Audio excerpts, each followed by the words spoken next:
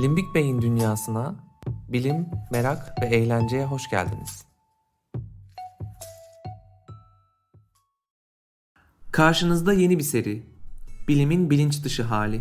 Bu seride davranışlarımızın bilinç dışı süreçler tarafından nasıl etkilendiğini ilginç örnekler ile ortaya koyacağız. Ama önce gelin nedir bu bilinç dışı ona bakalım.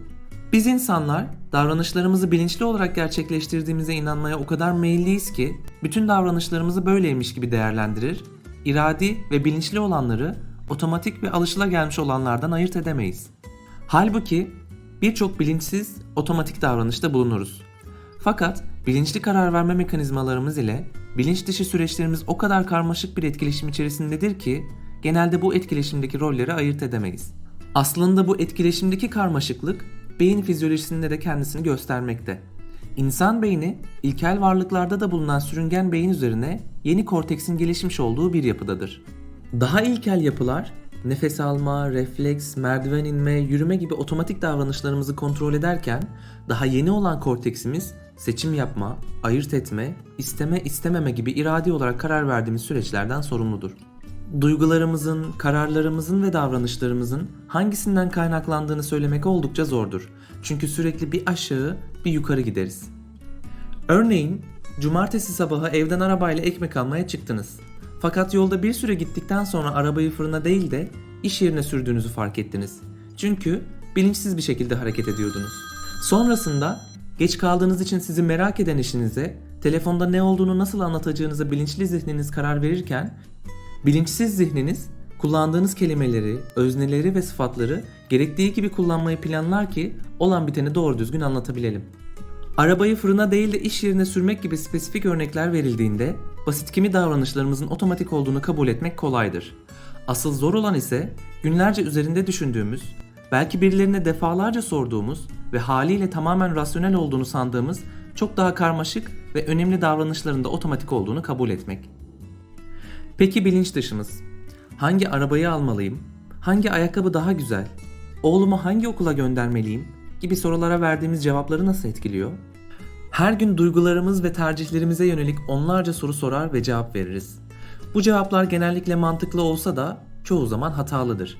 Gelin bu konudaki farkındalığınızı artıracak birkaç örnek vereyim. Size ikram edilen bir ürünü ne kadar yiyeceğiniz neye bağlıdır? Tadı, evet. Kokusu, evet.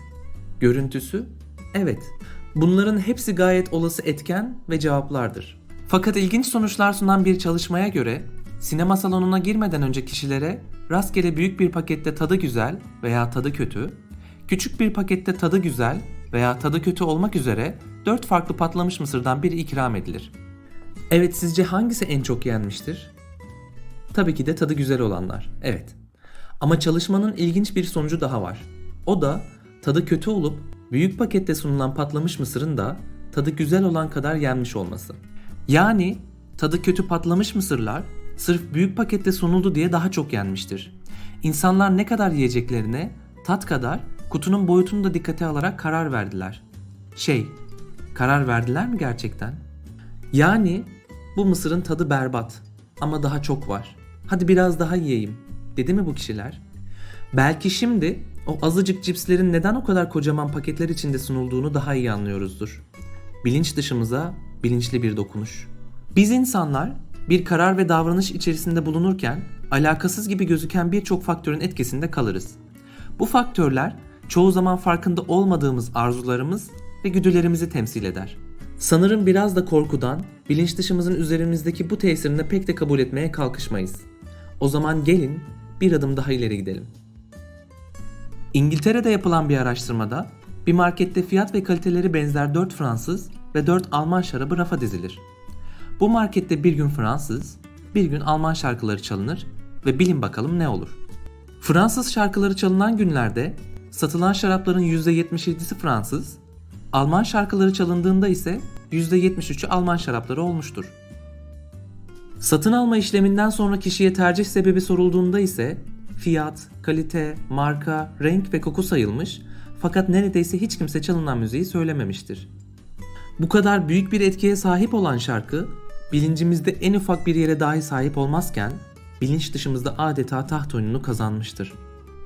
Bilinçli beynimiz Bir karar verirken çok mantıklı sebepler sunuyor gibi gözükse de, mesela şarap alırken rengi, bilinç dışı beynimiz için çok daha farklı hikayeler var gibi duruyor. Zihnimizin bu gizli hikayelerinin bulunduğu alanları ve çok daha fazlası için çıktığımız bu geziye şahit olmak için kanala abone olabilir ve her salı geri gelebilirsin.